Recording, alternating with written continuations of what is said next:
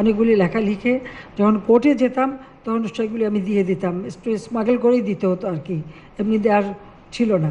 এটা আমাদের জন্য একটা সৌভাগ্য যে আমরা এত অল্প সময়ের মধ্যে আমরা একটা ধাপ উত্তরণ ঘটাতে পেরেছি। হয়তো আপনারা শুনলে অবাক হবেন, আমি যখন 2007 সালে গ্রেপ্তার হই তখন আমাকে একটা সলিটারি কনফাইনমেন্টে রাখা হয়, একটা বাড়িতে এককভাবে রাখা হয়।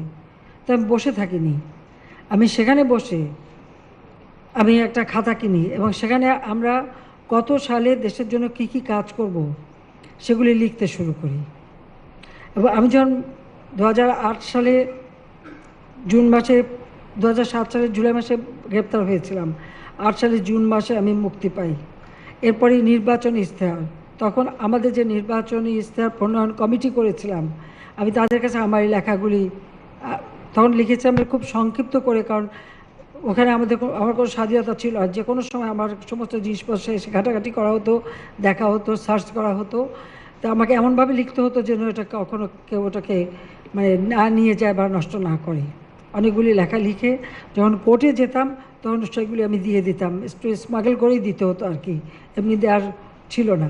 তো আমি নির্বাচন ইশতেহারে সেই পয়েন্টগুলি দিয়ে বলেছিলাম যে আমি ওখানে বসে লিখেছি, কিন্তু এখন বর্তমান পরিপ্রেক্ষিতে এগুলিকে সংশোধন করে সেটাকে আমাদের দিন বদলের সনদ হিসেবে প্রণয়ন করা, এবং সেটা অত্যন্ত সফলতার সাথে আমরা কিন্তু বাস্তবায়ন করেছি। এবং আমরা আমাদের মানে যখন সুবর্ণ জয়ন্তী পালন করি তখনই কিন্তু আমরা যেটা অর্জন করলাম যে বাংলাদেশ সেই স্বল্পোন্নত দেশ থেকে, অর্থাৎ 1975 সালে যে স্বল্পোন্নত দেশ জাতির পিতা রেখে গিয়েছিলেন সেখান থেকে আমরা এক ধাপ উত্তরণ ঘটাতে পেরেছি, উন্নয়নশীল দেশের মর্যাদা আমরা অর্জন করেছি এবং জাতিসংঘ সেই স্বীকৃতি আমাদের দিয়েছে, আমরা সেটা অর্জন করতে পেরেছি।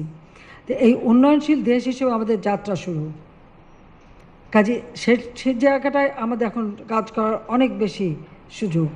এটা আমাদের জন্য একটা সৌভাগ্য যে আমরা এত অল্প সময়ের মধ্যে আমরা একটা ধাপ উত্তরণ ঘটাতে পেরেছি।